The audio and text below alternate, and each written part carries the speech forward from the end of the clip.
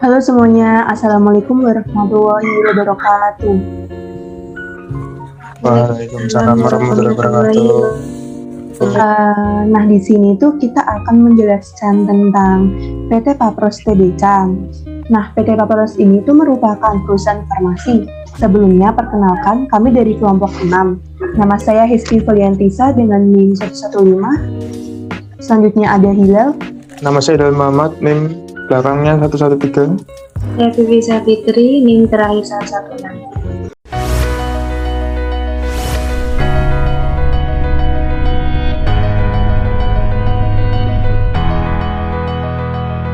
Sejak awal berdiri di tahun 1954, Pharmaceutical Processing Industries atau PAPROS berkomitmen untuk menumbuhkan budaya perusahaan yang berbasis pada profesionalisme dan mengutamakan kualitas. Tahun 1958, PAPROS meluncurkan produk pertamanya, Livron Bayplex.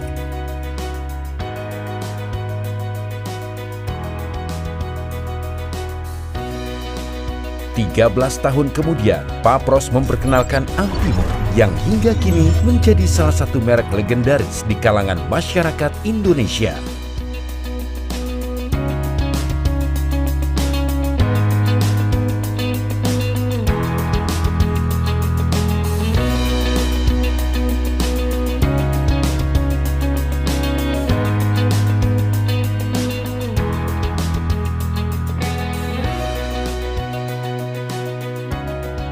Pada tahun 1990, PAPROS menjadi salah satu perusahaan farmasi nasional pertama yang memperoleh sertifikat cara pembuatan obat yang baik atau CPOB dari Badan Pengawas Obat dan Makanan Republik Indonesia atau BPOM RI.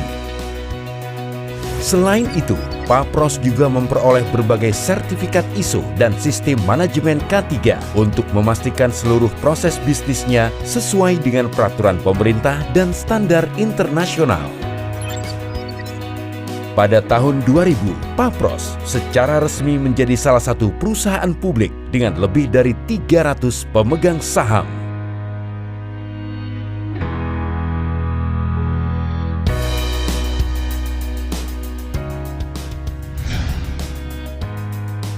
Delapan belas tahun kemudian, tepatnya di akhir tahun 2018, PAPROS resmi mencatatkan namanya di Bursa Efek Indonesia dengan kode saham PH. PAPROS memiliki rencana jangka panjang perusahaan yang meliputi penguatan kompetensi inti, peningkatan pertumbuhan yang berkelanjutan, dan peningkatan kemampuan finansial. Saat ini, PAPROS memproduksi dan memasarkan lebih dari 250 jenis obat yang terbagi ke dalam kategori obat jual bebas, obat generik, obat bermerek, dan obat herbal, serta memperluas bisnis ke segmen alat kesehatan. Dengan kantor cabang yang tersebar di seluruh Indonesia, PAPROS berkomitmen untuk melakukan konservasi energi dengan menggunakan teknologi yang ramah lingkungan dalam menjalankan proses bisnisnya.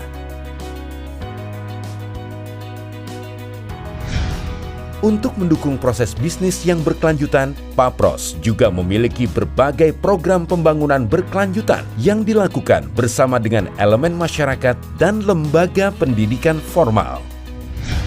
Sebagai hasil dari komitmennya dalam menjaga kualitas produk yang dihasilkan, pada tahun 2014, PAPROS berhasil melakukan ekspor perdananya ke Kamboja. Dengan berbagai pencapaian yang telah diraih, pada akhir 2018, PAPROS berhasil mengakuisisi salah satu perusahaan farmasi swasta yang berpusat di Bandung, Jawa Barat, PT Lukas Jaya Group, dan secara resmi menjadi salah satu anak perusahaan PT Kimia Farma Tbk pada Maret 2019.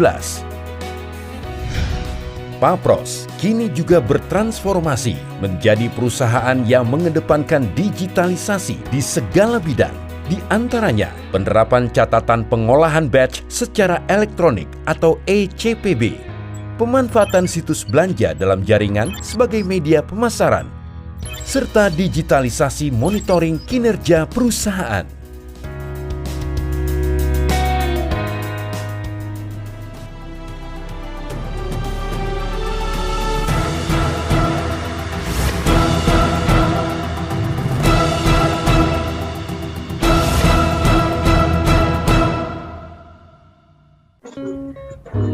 Untuk profil PT Papros Tbk mungkin akan dijelaskan oleh Saudara Hilal. Ya. PT Papros Tbk adalah perusahaan farmasi yang merupakan anak perusahaan PT Kimia Farma Tbk yang saat ini menguasai saham besar 56,1% dan sisanya dipegang oleh publik termasuk karyawan. Perusahaan ini berawal dari NV Pharmaceutical Processing Industry, singkat menjadi Papros. Berdiri pada 21 Juni 1994 dan berkantor pusat di Jakarta. Lebih dari 4 dasawarsa melalui pabriknya di Jalan Simongan nomor 131 Semarang telah memproduksi obat-obat bermutu seperti Antimo, Pevaral, Pehavral, Bioneron dan Bioneron injeksi, Hipobiak 25 injeksi Hipobak, 100 injeksi Hipobak, 200 injeksi Pehativan tablet dan Pehativan sirup dan banyak lagi. Lalu untuk kasus dan strateginya itu mungkin akan dijelaskan oleh Vivi.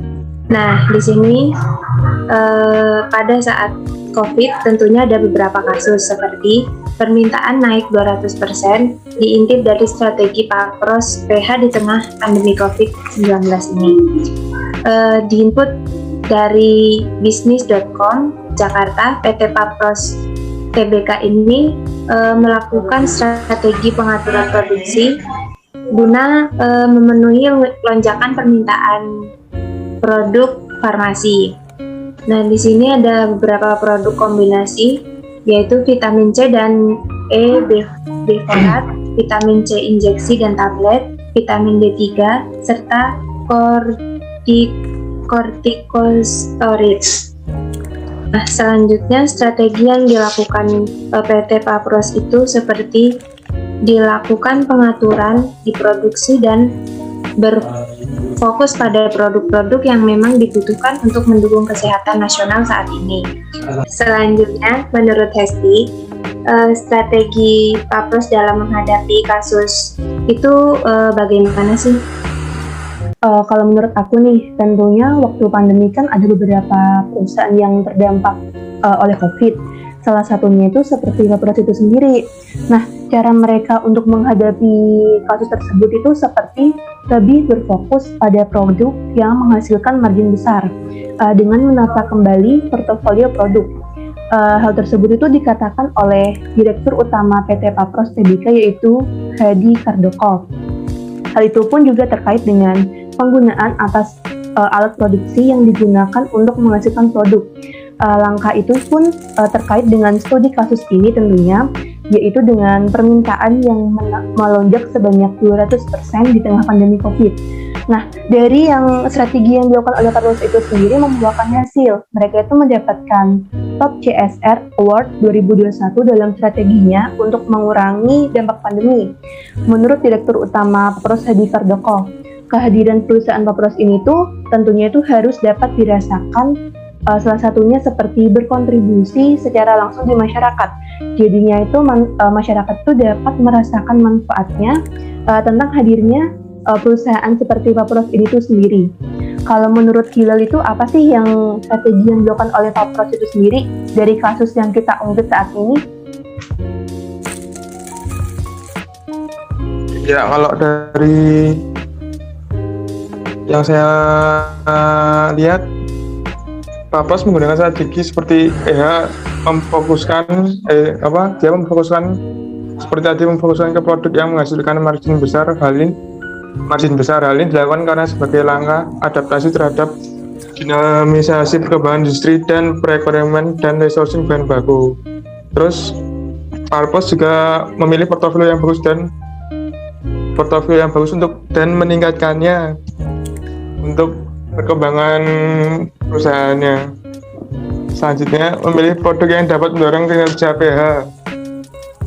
Itu berguna untuk perkembangan pabriknya itu perusahaannya. Selanjutnya, Papros juga memperkuat sinergi dengan holding bersama grup seperti perusahaan-perusahaan lainnya itu seperti grup-grup yang bekerja sama dengan Papros dalam berbagai hal operasional maupun keuangan. Seperti itu. Mungkin untuk Vivi ada mau yang ditambahkan? Eh, Nah ya, aku mau nambahin sedikit. Jadi PT Papros Tbk itu menyebut kenaikan rata-rata multivitamin saat ini sudah berkisaran 150% dibanding permintaan pada periode Januari sampai Mei 2021 lalu. Nah, Direktur Utama Papros Hadi Kardoko ini mengatakan atas lonjakan tersebut, perseroan juga telah menyiapkan peningkatan kapasitas produk. Dan menurutnya, pada kondisi normal pabrik hanya memproduksi sekitar 2 juta tablet. Jadi saat ini sudah berjalan peningkatan pada 5 juta tablet per harinya. Oh, oke. Ada yang mau ditambahkan lagi? Enggak, Ini cukup tidak ya? ada. Oke. Cukup. Mungkin kita bisa akhiri diskusi pada malam ini. Biasanya ada kurang lebihnya kata, mohon dimaafkan. Wassalamualaikum warahmatullahi wabarakatuh. Waalaikumsalam warahmatullahi warahmatullahi wabarakatuh.